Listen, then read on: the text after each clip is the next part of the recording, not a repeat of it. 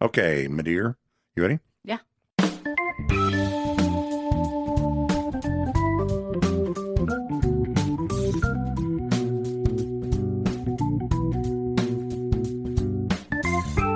Wilder Show podcast. I'm Scott. That's Lauren. Hello. Hello, Lauren. How are you today?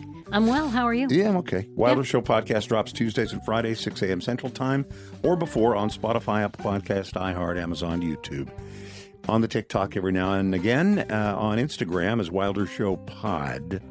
Email is podcast@wildershow.com. Or just engage us, wherever you listen. Give us a thumbs up and a comment or whatever, wherever you get your podcasts.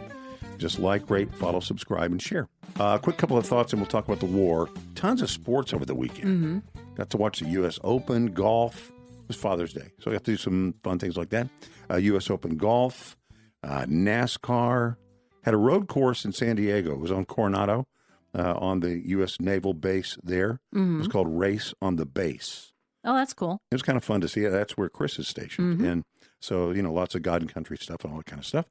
As you would imagine, America 250. Did wings 0 to 400. Oh, you did? Mm-hmm. Oh, nice. How'd they turn out? Fantastic. Mm-hmm. Really fantastic. Drumlets and wings, 0 to 400. So easy. You shouldn't say that, though. You should say it was really hard. Okay. I slaved over a hot smoker for hours and hours and hours to make these for you. Well, okay. We can edit all this out. But actually, I did it on Jamie has, it's their 5th anniversary, maybe? Yeah. Coming up, 5th anniversary, wedding anniversary, and Father's Day. He got a gift of a smoker. Nice. A new How'd smoker. that go? Great. Yeah. Broke it in. He'd done some other stuff, another thing, but he had never done 0 to 400. And then I threw in some chicken breasts, too. Nice. Yeah, it was great. Really good. World Cup talk. I love seeing all the foreigners. Probably not supposed to say foreigners anyway. International people, whatever. That's better. All the foreigners. I love when all the foreigners, what they're discovering. Mm-hmm. You see all this over the weekend?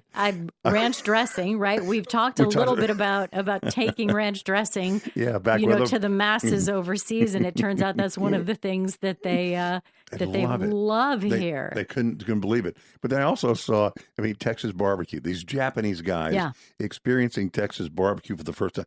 Really, it is like, it is, and they're not putting on. They're not media type. They're not media. They're soccer guys or whatever. Yeah.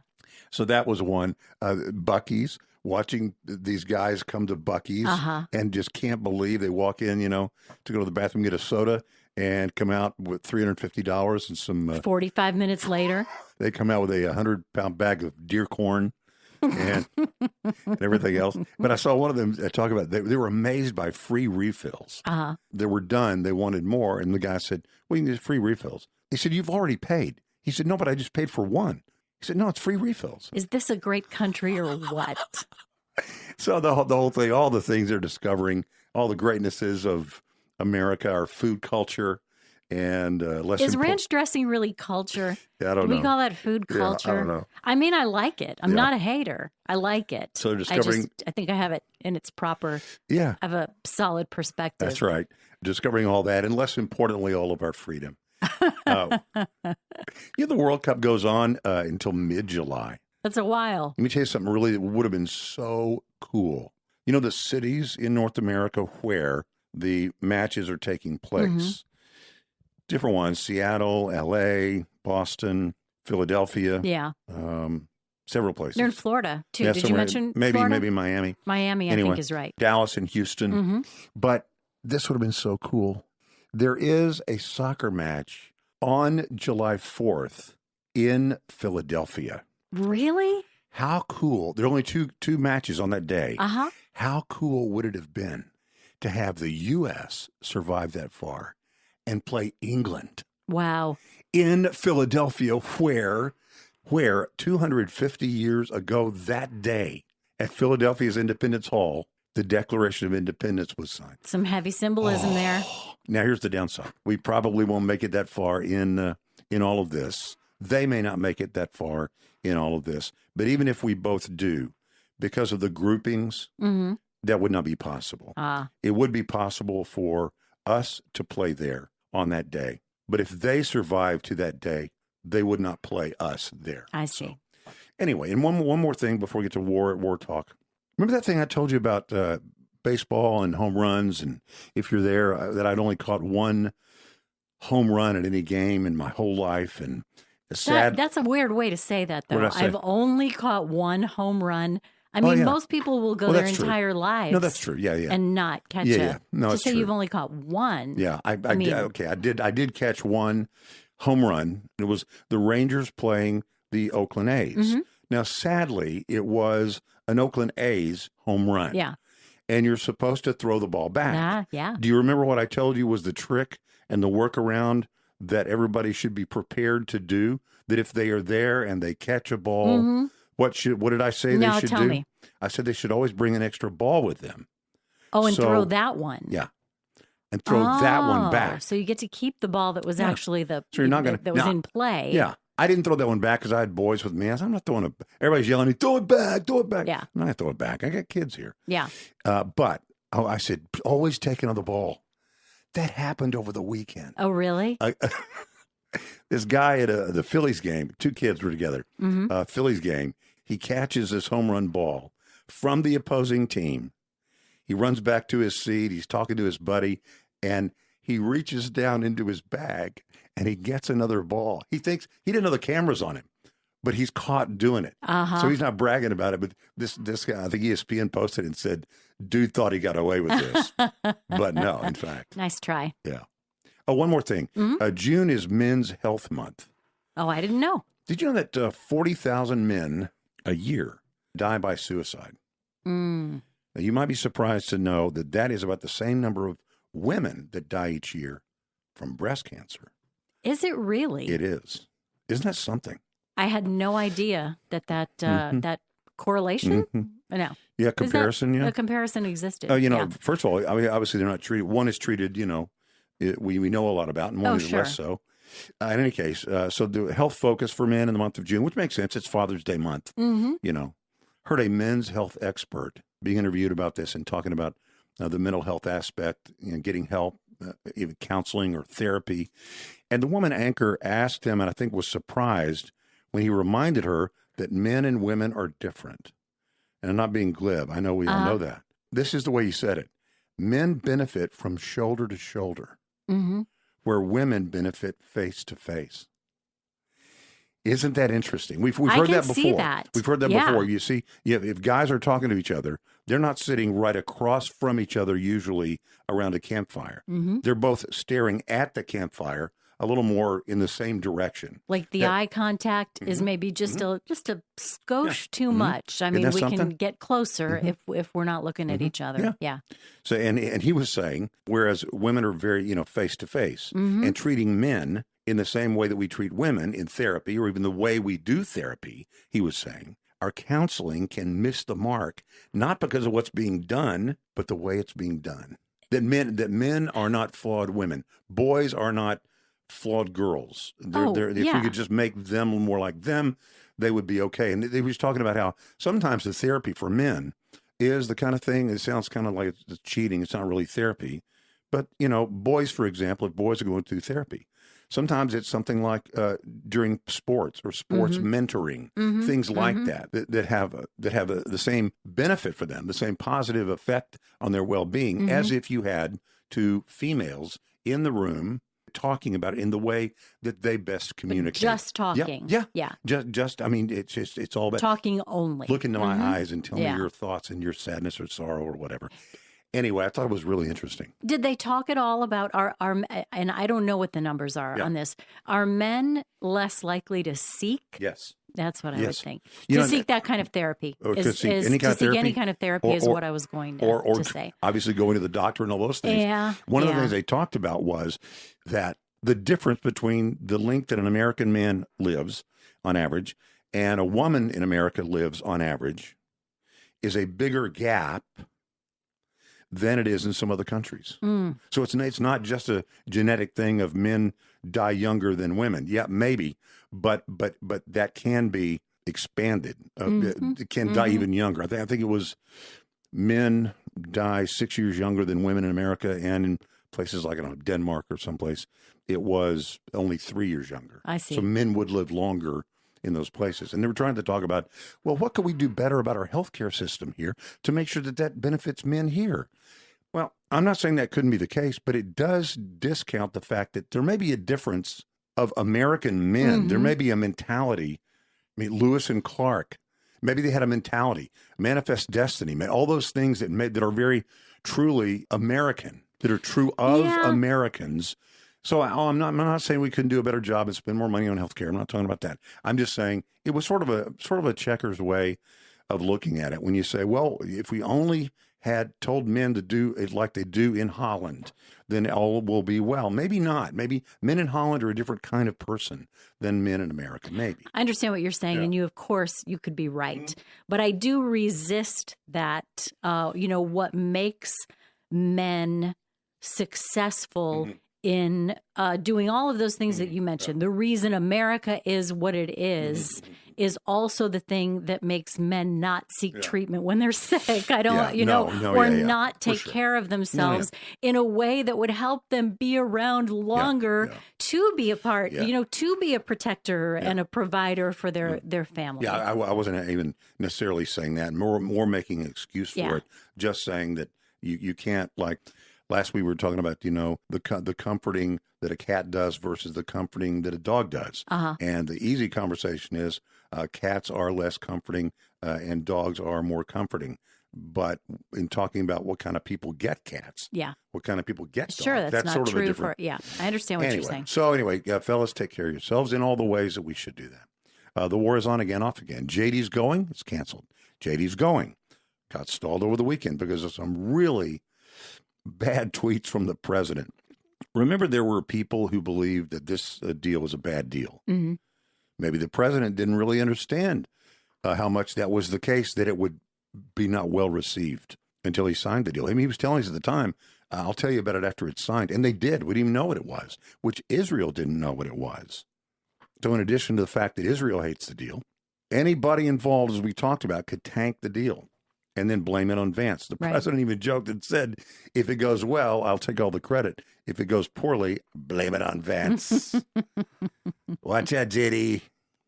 And why was the president at Camp David this weekend? It is a place that many presidents, I know you know what Camp David is. Yeah. It's a retreat for the president. It's in the woods of Maryland, I think. It's a place that many presidents have gone to, escaped to. It's rustic, secluded. No press can be there on the compound. That doesn't seem like a place the president would like at all. Well, let me tell you more. It's a place that's been used for peace accords, war planning. Yeah. Sometimes just letting the president go and be somewhere secure but away from the press. How many times do you think President Trump has been there in 6 years? 5. Before this weekend, twice. Really? He hates it there. Well, he hates it there. So why was the president there over the weekend? In truth, we're probably never going to know. As I said, no press were allowed to be there. Only the third time in either term that the president has gone there. He tells everyone how much he hates it. He tells everyone how horrible it is. Is it the secluded nature? Is it the lack of, is it the woods or the lack of press? I think it's not enough gold. Yeah. I mean, he likes Mar-a-Lago, Bedminster, his clubs. Yeah. So why did he go to Camp David? What could be the reason? If we're distracted by other things in the media, this sort of gets buried. But I do wonder why. Why would he go to a place that he hates, that he has only been twice over 6 years? The president has been to the doctor 3 times in the last year for his annual checkup. The latest was just a few weeks ago. You know, one of the things you'll find at Camp David, is there a doctor? As you might imagine, is a high-end medical facility. And no one is there to report. And if we're busy talking about the war and algae and F-bomb tweets about obliterating the country we're supposed to be negotiating with for peace, then we're not talking about, maybe the reason he went to Camp David for the 3rd time in 6 years. Okay, so the war, just a brief thing about the war. Friday, actually, J.D. Vance was going to go. And then it got canceled because Iran said no. And this was the first day. It was day one. That was day one of our 60-day memorandum of understanding peace extension. And then on Saturday, J.D. Vance went. They had 1 day worth of meetings. He says it went great. We'll see. But just a couple of thoughts. As we've said many times, Israel has no incentive to support this memorandum of understanding. And they've said that. They see it as a betrayal. And Mark Levin, who is at the very least pro-Israel, went off on Fox News on his little show, 17 straight minutes. Wow. And no scattershoot to cleanse the palate. He said, I think it's outrageous. When we used to see the Secretary of War and the head of the Joint Chiefs of Staff daily here on Fox tell us of the fantastic marriage symmetry between our militaries in defeating the enemies, talking about ours and Israel's. I'm really appalled by this, and I hope it comes to an end sooner than later because it's not right. It's not just. It's not truthful. So he goes on and on, talks about the many problems, and he concludes with this. Here's the biggest issue, he says, Mark Levin. The biggest problem is the enemy. The enemy hasn't surrendered. It's never going to surrender. It will never abandon its cause and its revolution. Any deal with them isn't worth the paper it's written on.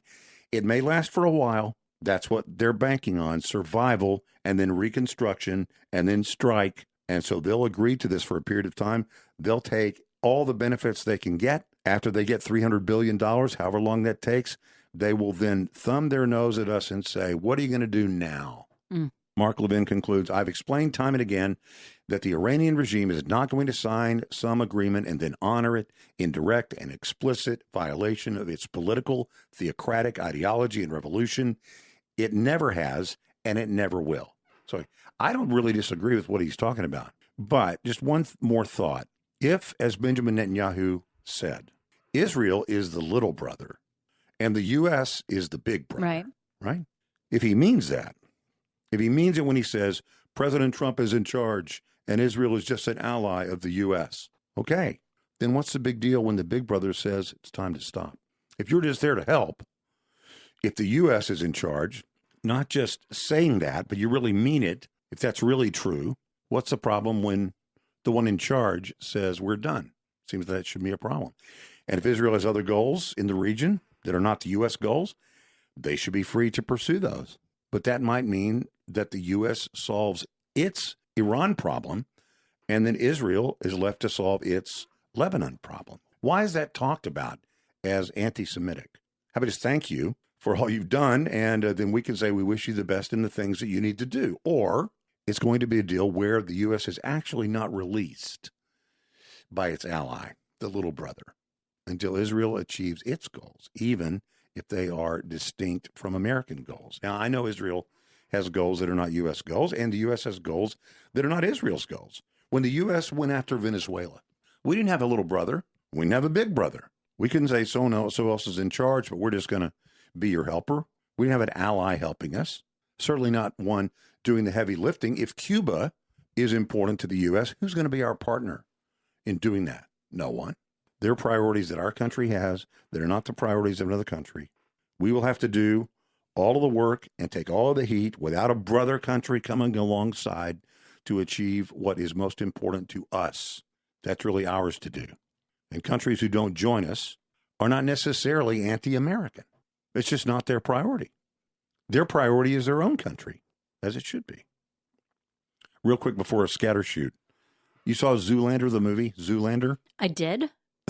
Do you remember Derek Zoolander? Mm-hmm. One of the things that he said, I'm not an Ambi-Turner. I'm not an Ambi-Turner.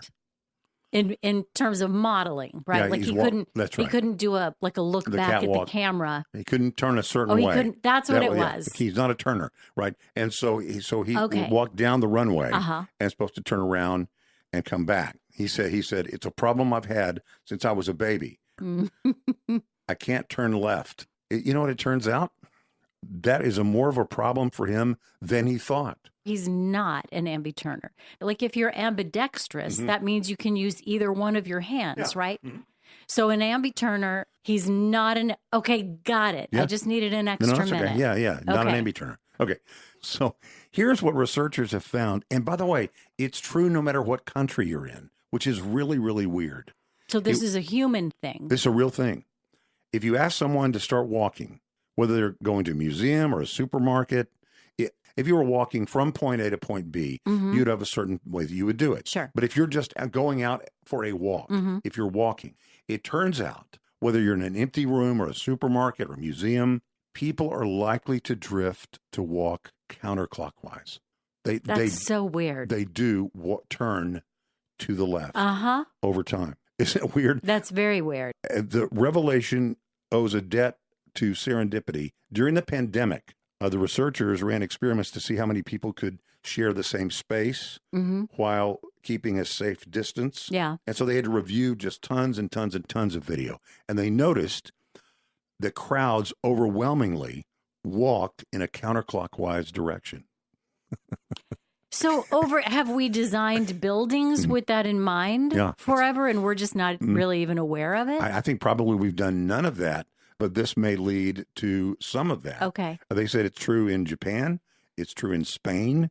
It's true wherever it's been looked at. It is our nature. We don't know the reason why it happens for sure, they say, but we think that by understanding that it happens, we could better understand how we perceive the world. It could help us make other discoveries, which might be even more important than this one. And think about for a second, if you're trying to plan an escape route from a building, if you're trying to direct people a certain way, if there is a nature that people have, then you'd want to work with that rather than against it. The first modern Olympics was in 1896. In that Olympics, the runners that ran around a track, they ran clockwise, not counterclockwise. But it changed in 1913. Was that based on something like this, or the knowledge of this? It was based on the fact that they found that was a natural direction for people to run, and they think that is in part because most people have a dominant leg, and their dominant leg is their right leg. Okay. So if they're running around a corner, it is more natural. Think about baseball. Baseball, you are running around and you're pushing your dominant leg is the outside leg as you go around the bases or go around the track. Running around the bend in an anti-clockwise direction or counterclockwise direction puts more internal force on the right side of the body, which is more natural for people. Interesting. Isn't that wild? So, little hat tip to Derek Zoolander. Oh, it is time for Scattershoot. Let's go.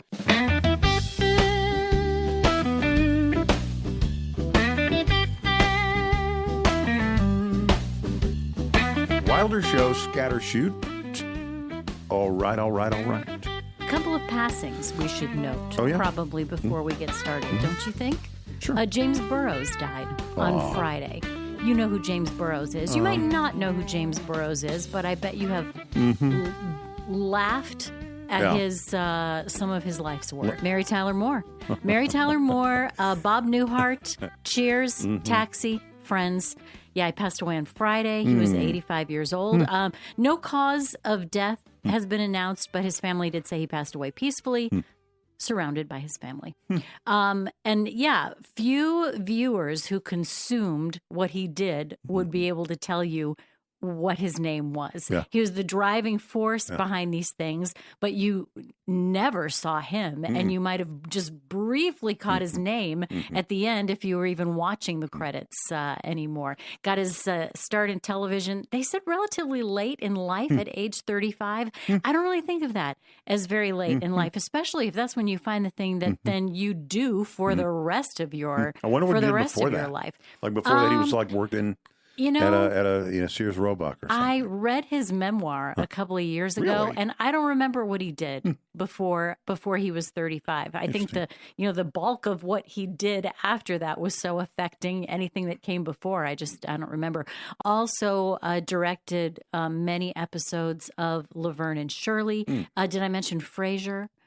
Friends, Mike and Molly. Also the pilots of 2.5 Men and The Big Bang Theory. Wow. 2.5 Men. My mother accidentally watched a bit of 2.5 Men a long time ago and said she felt like she needed to take a shower afterwards. So that's what I think of every time I think of Charlie Sheen 2.5. factor. Yeah, 2.5 Men. But yeah, he was the majority of his shows were aired on NBC. So that's the majority. But I know that Mary Tyler Moore and Bob Newhart were CBS. not. Those were CBS shows. Yeah, from early in his career. But a lot of them were a part of must-see TV too. Yeah, did what he did for a long time. Certainly made our lives funnier. Yep. One of the things that I also remember reading about in his book, and then hearing a lot of the stars of those shows that I just mentioned talk about in years since then, that he was a great laugher. He was a very encouraging laughter. That's when fun. he, as the director, was off to the side during the live tapings of these shows. funny. And that often, if you know what you're listening for, you'll hear his laughter. They would play to him. Yeah, above that of That's the funny. crowd in a That's lot funny. of those episodes. And I've always kind of thought it'd be fun to, find, you can see Friends. I don't even know where all these things are streaming Right, yeah. anymore, but I know Right. that they are streaming in multiple places. And I thought it'd be fun to go back and listen and just see if I could pick it out. Also, Clive Davis. Clive Davis I did passed see away that. just Yeah, yesterday, I think, yeah, 95 years old. I know that he's responsible for giving us a lot of great music, and the first one that comes to mind is Whitney Houston, right? Yeah, it's not the first one that comes to my mind. Who's the first one that comes to your mind? Where would we be if we did not have Kenny G? Oh, He really was. He was really? no pun intended. He was instrumental Uh-huh. in Kenny G's Okay. even existence. I remember one quick Kenny G story. Mm-hmm. I was in China. It was the height of Kenny G. You could not escape Kenny G. It was everywhere. It was insidious. It was insidious. I mean, it was like, please. And I was in Beijing or something, and I'm walking into the hotel, and I hear on the music system Kenny G. And I think, I am halfway around the world. And you can't get And away. I can't escape it. Anyway, yeah, we wouldn't have Kenny G. And he did a good job at the Super Bowl. When was that? He was there with He was there with Charlie Puth, Charlie wasn't Puth, he? yeah. Mhm. That's right. You mentioned, I don't know if you can cut this out if you want to cut this out.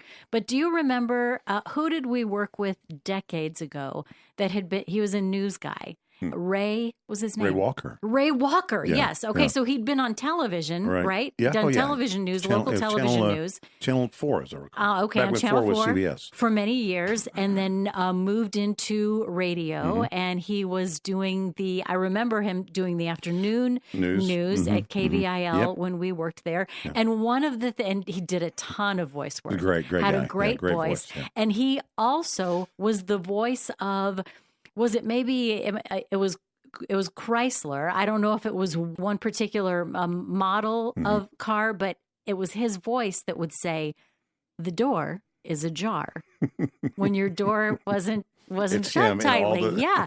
And so there was somebody who was on staff with us, somebody who worked under him, I guess, who said that they'd gone on vacation and rented a car, and they got the car with Ray Walker's voice. And he said, I'm halfway across the country on vacation, and I can't escape Your the voice door is ajar. of Ray Walker. Funny. Yeah. You're familiar with Romeo and Juliet. Yes, I'm sure. I have heard about that. You've seen it? No, Have I've you ever never seen seen it the movie. performed? Mm-mm. You've read it? I guess I had to read it. I think I had to read it. I was assigned it probably. But yeah, it's I know the story. Quite dramatic. Yeah, it is. It does not end well. It does not end well. For the young couple. So Romeo and Juliet was being performed in Turkey by the Russian Ballet Company. Okay. And they're at the end of it. You have the beautiful ballerina. And Romeo has already died. Okay. And he's spoiler. Sorry if you've been holding out. Didn't read it in the last 300 years. And you've never seen it performed or read the book.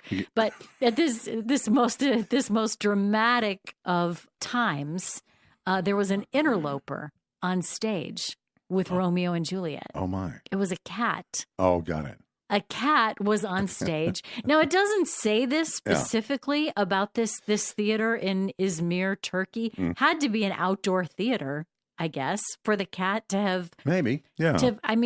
Maybe one of the players I don't brought their cat with them. Maybe. But Romeow, who was being portrayed by Brazilian dancer Pedro Ciara, he lied there perfectly still, only cracked just a tiny smile as the cat rolled around beside him. But of course, you couldn't even really, if you were in the audience, you couldn't really see it because he was, lying flat on his back when this happened. Yeah. But the ballerina Tatiana Borger played Juliet. She said that there was laughter happening during this time on the stage because the cat was just front. I mean, you couldn't miss the cat there in the middle of all of the action. She said usually, of course, that's the time when she would hear crying in the crowd, but this, lightened the mood considerably. They've named the cat Romeow. Funny. They brought him out for a curtain call at the end. He stayed on stage for the rest of it. There was more, dancing after this scene that he had sort of crashed, and he just sort of, ran around between the I mean, he could have hurt somebody. Somebody could have tripped over him, but Somebody could have died. He was applauded by the audience for his performance, and enjoyed his curtain call, and all was well. But that's a different ending than I'm sure most people were anticipating. Do you ever have a roommate? We probably had a roommate in the dorm. Of course, it was 3 boys, Wilder boys, and we all lived in the same room. Oh yeah, my sister was my roommate for a while. And then in college, I had a roommate. I think all but my probably my last year I was by myself. But yeah, other than that, roommate. Yeah, sure. Roommates share a lot. Yeah. I mean, you might share a lot, right? Share clothes. Share friends. I thought you meant yeah. Share food. I thought you meant ideas or thoughts or whatever. But I guess share food, usually food, cooking, that. But no, I never borrowed my roommate's shirt. You didn't? No. Maybe that's more of a girl thing. I think it might be. I don't know. Hey, that looks nice. Could I make that part of my outfit? I mean, you don't think guys do that as much? Let me just say this. I have never done it and will never do it. It's just not I wouldn't go, hey, man, that's a great looking cardigan. Yeah. You might have missed out on a lot of opportunities. I'm fairly certain I did not. Okay. But there was something that I bet you were sharing that you didn't even know you were sharing. Research out this week shows that people living in the same home or the same apartment share many of the same bacteria found in their bodies. This is an Italian study that was done on the gut and mouth microbiomes of more than 400 people. People who lived together tended to have more similar strains of bacteria than people who were in the same community but didn't live together. Really? And they found a lot of their microbiomes being shared. It gets a little bit more disgusting than that even. So you hear people talk about your microbiome and microbial communities. Right. So the microbial communities in our bodies are known as our microbiomes. Are we talking about we say roommates? I don't mean romantic partners. Just any roommates? No, it doesn't have to be somebody that you're physically close with. Yeah. This is just someone that you share a space with. Yikes. Okay. So microbiomes, we don't really know all the ways that they affect our health, but we know that they're vital, and we know that they shape our early life experiences and our environments. There's a lot less known about how our microbiomes shift later in life. We do know that lifestyle factors can change our microbiome. Our diet can change our microbiome. So these Italian researchers analyzed genetic data from the gut and oral microbiomes of, like I said, more than 400 people. It was actually like 430 people living in 207 households all across Italy and Fiji. And what they found was that roommates shared 19% of their gut microbiome strains and 26% of their mouth bacteria strain. This compares with non-roommates in the same community who shared only 6% of their gut microbiomes and 0% of their mouth microbiomes. Okay. Here, I'm going to put on my white coat. Okay. And grab my stethoscope. Okay. I think probably the air we breathe. The food that we eat, of course, but also that explains the gut. But the air that we breathe, everything that we breathe goes into our mouth. Yeah. Even if we breathe through our nose, it's still, so it makes sense that if you're in the same environment, if you're in the same building, or whatever, apartment, condo, whatever, Yeah. house, and you're breathing the same stuff, it seems like that might, do they say they know why, or is it just? Dr. Wilder is here. This doesn't really, it says that the findings indicate that environments they do play a significant role in shaping our microbiomes even as we age, if only to a certain extent. But they don't really know why. In the meantime, they said it's, you decide whether it's really disgusting or heartwarming to know that you're sharing even more than you thought you were with your roommates and your loved ones. Have we talked here before about what our favorite foods are? Probably. I think we're about to be done. I think we've talked about everything. No. You think so? I mean, No. over the course of a lifetime. No. Over the course of a broadcast career, we've probably talked about favorite everything. foods. Favorite foods. What's your favorite food? Favorite all-time food? What's your favorite all-time food? Oh, my gosh. It's impossible to pick one. For me, it would be I don't some think it's kind of... impossible for me to... And anything I pick is going to leave out some other ones. I go, oh, wait a minute. What about... But I would say probably all-time favorite food. All-time favorite food. Mm-hmm. Beef brisket. Okay, that's good. But I can think of 10 other things quickly that I go, that's okay. that would be probably my favorite food. Mm-hmm. I think mine is French fries. It really is. That's and that's really accessible. It's accessible, but man, it's hard because they're so bad for you. That's what I mean. You can get them anywhere. I know. Brisket, I've got to go really hunt for it so I can be not kept anymore. from it. That's I true. mean, you don't Get really at have Arby's to right hunt now. for But French fries, and we talked they're about. They're also different. Mm-hmm.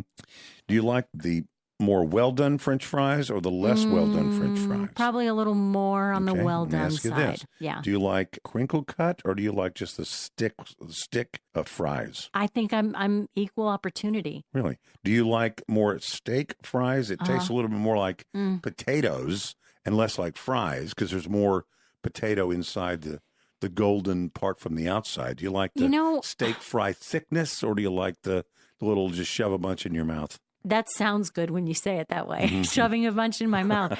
I don't know, though. I think part of the reason I like them so much is that they are all so different. Yeah. And when I have to start to differentiate, then that's when it. I mean, I love the variety that you can find within that one, within this one category of food. A couple of years ago, I tried to do. For the most part, I did it a year without French fries. I left out waffle fries. Waffle fries are great. I like them as much if I get them out somewhere. If I make them at home, baked, air fried. I am a big fan. I need fries I need to eat them hot. They have to be eaten. You've got your little predilections of. But I have to eat them hot, and they must be pretty heavily salted. Yeah. Well, there's another criteria of what makes fries taste good that I had never even considered before. There's a study in the Journal of Food Quality and Preference. Again, who knew? Okay. They had 120 participants consume identical French fries. Okay, under what they called 4 acquisition contexts, legitimate. Eating your own French fries. So you're sitting at the table, you've got a plate, you've got your own French fries, and you're eating your own French fries. Or if someone says, would you like some of my fries? Those are the gifted fries. Okay. Low risk covert taking. That's when somebody didn't offer them and you just sneak them off of their plate. And then high risk covert taking. So if someone maybe has like a mean look on their face, or they've said, don't take my fries. And which ones do you think tasted better? The ones that you took without permission. That's exactly right. Yeah, that's a mental thing for sure. From the high risk. Yeah. Oh yeah. Covert taking. Yeah. Those are the fries that tasted the best. Yeah, we didn't mention the beef tallow fries and beef tallow. But even tastier than beef tallow fries are fries of any kind that you steal. That's exactly right. That's exactly right. Fun. There's a social risk gradient. Fries taken covertly from what they called stern Confederates were rated markedly superior to those that were obtained either legitimately or through the generosity of a friend or a family member. So I just kind of thought this reminded me of, eating them out of the bag on the way home from McDonald's, and then trying to cover it up and make it look like you didn't eat any of the fries. Yeah. That's sort of covert taking. And when I thought about it, those were some of the best fries I've ever eaten. The ones that you eat before you even get home. Wasn't there like a whole McDonald's ad campaign once where you buy an extra that you ate on the way home? Yeah, and got rid of the bag before. I always saw that as a surcharge. I mean, if I'm going to get them, I'm going to eat some of these fries. Yeah. They're hot. That's what I need, and they're right here. And I'm the one going to get them, so you're welcome and enjoy. There's also the thing about if you're stealing them, then nobody knows you're eating them. And do you remember this was years ago, that thing that was going around? It was a long list of the way, like if you ate food over the sink without getting a plate dirty, there were no calories in it. Or if you ate Oreos that nobody saw you eat, then there were no calories. Yeah. So I thought maybe that's part of what made these taste so much better too, because you feel like if nobody even knows you're eating them, there's some extra value in that. So your mind in that case has nothing to do with the taste buds. Mm-hmm. Your mind is telling you, I get more satisfaction from this than eating my own fries, or eating fries that were offered to me, or eating fries sneakily from somebody who wouldn't be really upset with you if they knew it. But if you eat fries defiantly, those are the fries that taste the best. Those are the ones. It does sort of remind me. It's about the mind thing. With soccer going on with the World Cup, it reminds me of that study where they were studying people's pleasure and what makes you happier. And what they did was they tested, across many countries. And what they did was they found soccer fans from all these different countries. And they would show them video clips of their favorite team winning a match. Yeah. So last minute kick or whatever, and their team, and they could measure. They had little things on your head, little sticky things on your head, that probes or whatnot, that they could tell what makes you happy. Yeah. And they measured that, and it was a certain level. But then they measured the happiness that you have when your arch rival loses, and your happiness is greater at the downfall of your rival than it was even your pleasure for your team winning. It sort of speaks to your mind is with the fries. If I can defiantly take fries, those are the ones that taste better. We just talked about sports happy and sports sad too. I don't think we even really talked about that as a category, though. Like all of our sports happy stories were when teams that we loved won. But there is a really great sense of sports happiness if the team that you hate loses. I can tell you one right now. It's 2004. It's the Yankees playing the Red Sox. Yeah. The Red Sox are down 3 games. And A-Rod, Alex Rodriguez, hits that ball, runs down to first base, and tries to slap the ball out of the first baseman's glove in an odd sort of visual, and he's tagged out.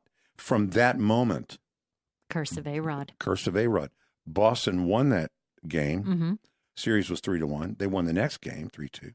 The next game 3-3. The next game, and won that series, the American League Championship Series, 4-3. But then they went on to sweep the World Series. So from the slap from A-Rod trying to get that ball knocked out, they won 8 straight games and won the World Series.